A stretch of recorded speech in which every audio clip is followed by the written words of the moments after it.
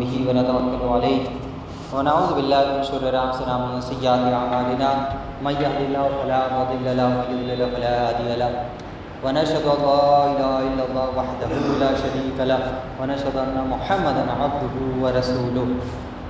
قال الله تبارك وتعالى في القرآن المجيد فأعوذ بالله من الشيطان الرجيم بسم الله الرحمن الرحيم.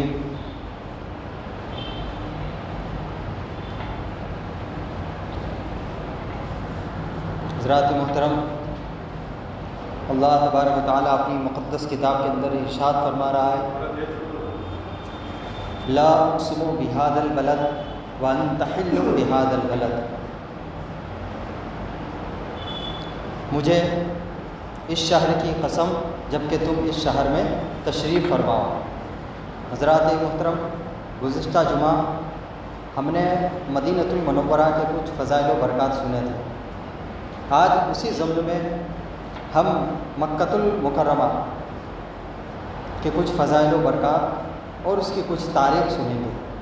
آئیے سب سے پہلے حضور کائنات تاجدار مدینہ سرور قلب سینہ صلی اللہ تعالیٰ علیہ وسلم کی بارگاہ میں جھوم جھوم کر ہدیہ درود پیش کریں. پڑھیے اللہم صلی اللہ سیدنا مولانا محمد وعلی آل محمد کما تحب و ترضی من صلی علیہ صلاۃ و سلام علیک یا رسول اللہ صلی اللہ علیہ وسلم. رسول اور آل رسول پر ایک مرتبہ اور ہدیہ درود بآواز بلند اللہم صلی اللہ سیدنا مولانا محمد جد الحسن والحسین وعلی آل سیدنا مولانا محمد جد الحسن والحسین. حضرات محترم،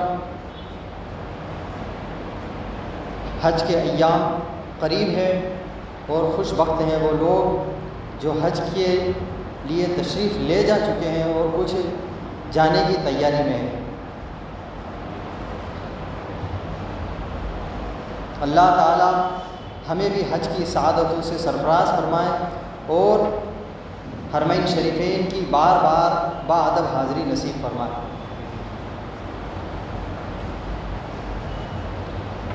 خطبہ مسنونہ کے بعد جس آیت کریمہ کی تلاوت کی ہے وہ پارہ 30واں سورہ بلد کی آیت ہے لا اقسم بهذا البلد، مجھے اس شہر کی قسم. اس آیت میں اللہ پاک نے شہر مکہ کی قسم فرمائی. یہاں یہ بات یاد رکھنے کی ہے کہ ایک ہمارا قسم کھانا ہے، ہمارا مطلب انسان کا ایک قسم کھانا ہے، اور ایک اللہ پاک کا قسم ارشاد فرمانا ہے. ہماری قسم میں دو باتیں ہوتی ہیں.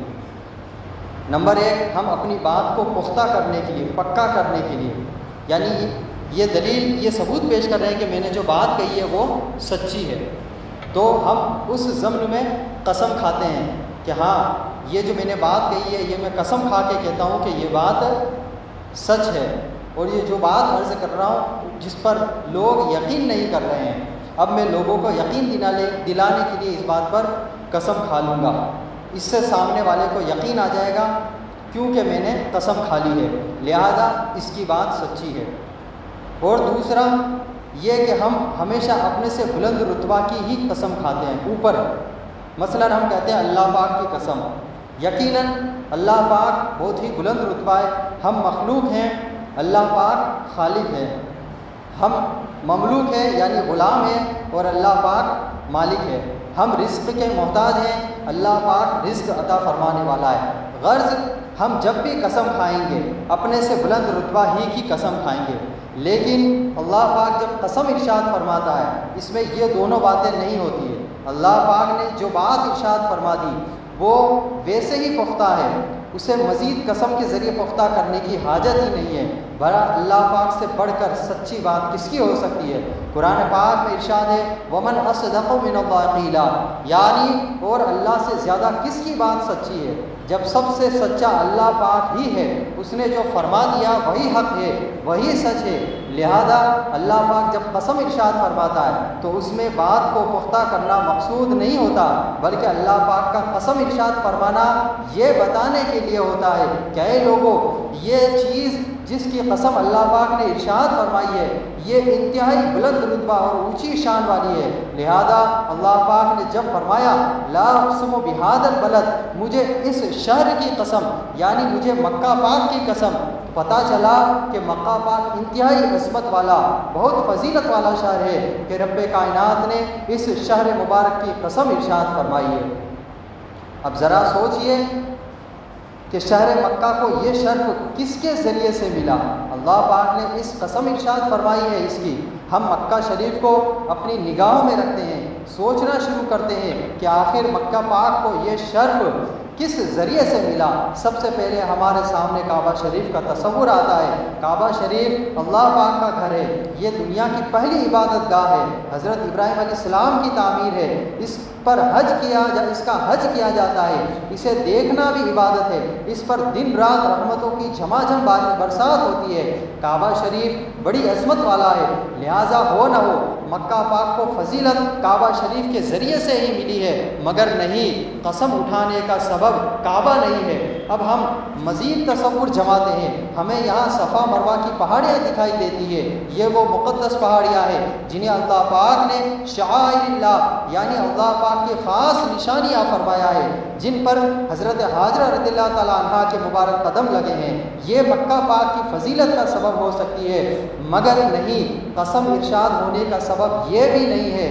ہمیں مکہ پاک میں مینا کی وادی بھی دکھائی دیتی ہے، مگر قسم ارشاد ہونے کا سبب یہ بھی نہیں ہے۔ مکہ شریف میں اس کے علاوہ اور بہت ساری فضیلت کی چیزیں ہیں، یہاں مقام ابراہیم، یہاں انبیاء کرام علیہ السلام کے مزارات، یہاں زمزم شریف کا کنواں، اور بہت ساری برکتیں ہیں، بہت ساری نعمتیں ہیں، بہت ساری فضیلتیں ہیں، مگر اللہ پاک نے اس شہر کریم کی قسم کیوں ارشاد فرمائی؟ تو قرآن کریم میں آگے ارشاد فرمایا وَأَنْتَ حِلٌّ بِهَذَا الْبَلَدِ، جب تم اس شہر میں تشریف فرماؤ، یعنی اے محبوب کریم صلی اللہ علیہ وسلم، مکہ پاک میں فضیلت کی چیزیں بہت ہیں، مگر مجھے اس شہر پاک کی سب سے زیادہ جو چیز پسند ہے وہ یہ ہے کہ اس شہر پاک کی مٹی نے آپ کے قدم مبارک کو بوسے دیے ہیں۔ یہی وہ حوالہ ہے جس کے سبب مکہ شریف کی عزت اتنی بڑھ گئی ہے کہ رب العالمین ہو کر اس شہر عظیم کو قسم ارشاد فرما رہا ہے۔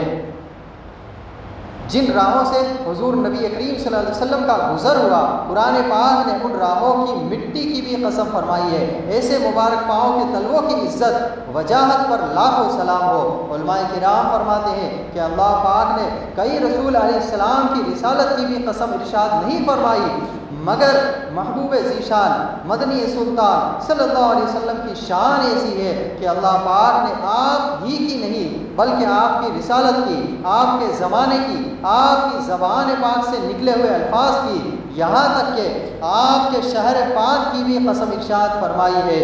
اعلیٰ حضرت رحمۃ اللہ علیہ نے کیا خوب شعر لکھا ہے کہ وہ خدا نے ہے مرتبہ تجھ کو دیا، نہ کسی کو ملے نہ کسی کو ملا، کہ کلام مجید نے کھائی شہا تیرے شہر و کلام و بقا کی قسم۔ یا رسول اللہ صلی اللہ علیہ وسلم، اللہ پاک نے آپ کو ایسا رتبہ عطا کیا ہے، ایسا مرتبہ نہ پہلے کسی کو ملا نہ بعد میں کسی کو ملے گا۔ آپ کی شان یہ ہے کہ قرآن کریم نے آپ کے شہر، آپ کی زبان پاک سے نکلے الفاظ، یہاں تک کہ آپ کی زندگی مبارک کی بھی قسم فرمائی ہے۔ اس جگہ ایک سوال ذہن میں اٹھتا ہے کہ وہ یہ کہ اللہ پاک چاہتا تو پیارے محبوب صلی اللہ علیہ وسلم کو کسی اور شہر میں پیدا فرماتا، خود ہی آپ کو مکہ شریف میں پیدا فرمایا، پھر آپ کی نسبت کی وجہ سے مکہ پاک کی قسم ارشاد فرمائی، اور آخر میں اس کا راز ہے کیا؟ آپ صلی اللہ علیہ وسلم کو مکہ ہی میں کیوں پیدا فرمایا گیا؟ دنیا میں ہزاروں شہر موجود ہے، ان میں سے کئی شہر میں آپ صلی اللہ علیہ وسلم کو پیدا فرما دیا جاتا، اس شہر کی عزت بڑھ جاتی۔ مکہ شریف میں ایسی کیا خاص بات تھی کہ آپ صلی اللہ علیہ وسلم کو یہیں پیدا فرمایا گیا؟ آئیے ذرا اس راز کو بھی سمجھنے کی کوشش کریں۔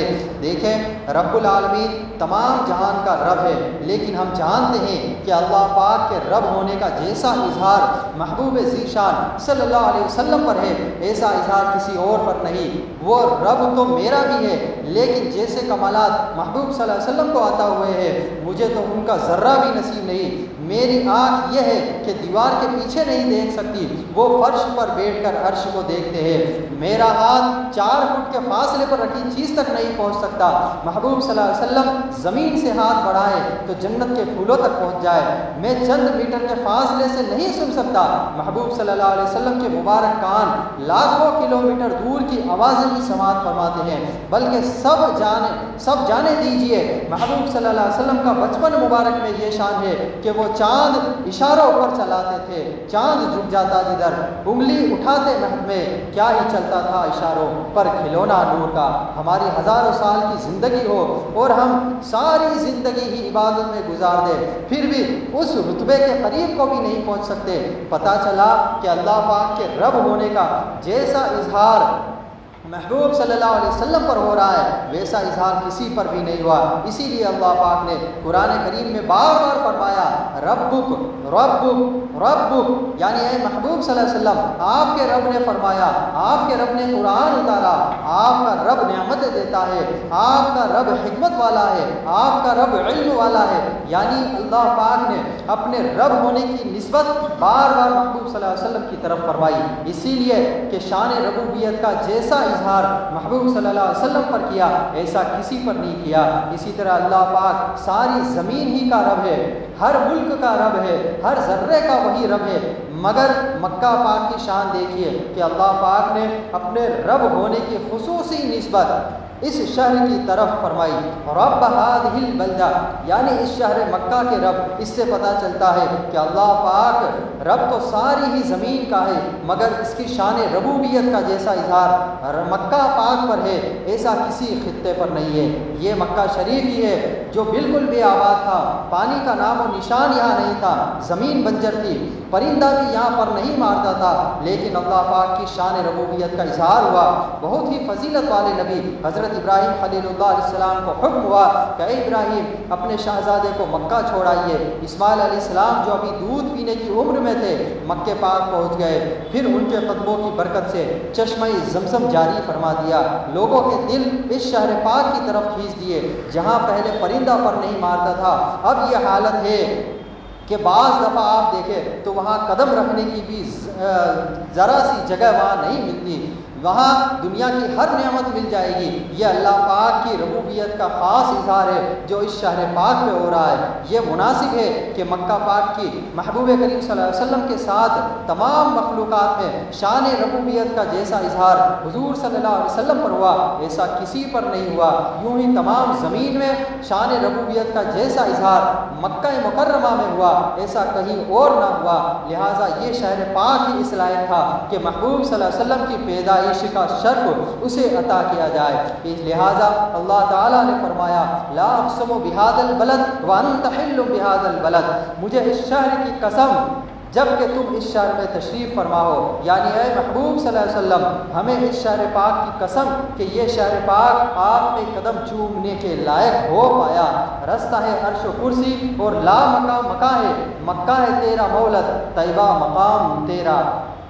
ایک اور مناسبت سنیے، ہمارے آقا صلی اللہ علیہ وسلم رحمت للعالمین ہے، تمام جہانوں کے لیے رحمت بن کر تشریف لائے، لہذا تاریخ گواہ ہے جب آپ صلی اللہ علیہ وسلم دنیا میں تشریف لے آئے عام عذابات آنا بند ہو گئے، پہلی امتوں پر پتھر بھی برسے، زلزلے بھی انہیں تباہ و برباد کر دیا گیا، ان پر آندھی اور طوفان کے عذابات بھی آئے، حضرت نوح علیہ السلام کی قوم کو سیلاب کے ذریعے غرق کر دیا گیا، قوم لوط کی پوری بستی کو آسمان کی طرف اٹھا کر الٹا زمین پر پھینک دیا گیا۔ ایسے کئی عذابات مختلف قوموں پر آتے رہے ہیں، یہاں تک کہ پچھلی نبیوں کی کچھ امتوں پر اگر وہ کچھ گناہ کرتے تو کئی امتوں کے پیشانی پر اور کئی کے دروازے کے اوپر یہ لکھا ہوتا کہ اس نے فلاں گناہ کیا ہے، لیکن نبی کریم صلی اللہ علیہ وسلم دنیا میں ظاہری طور پر جب تشریف لے آئے ایسے عذابات آنا بند ہو گئے۔ بلکہ مزے کی بات تو یہ ہے کہ کفار مکہ نے باقاعدہ دعائیں کی کہ اے اللہ ہم پر پتھر برسا دے،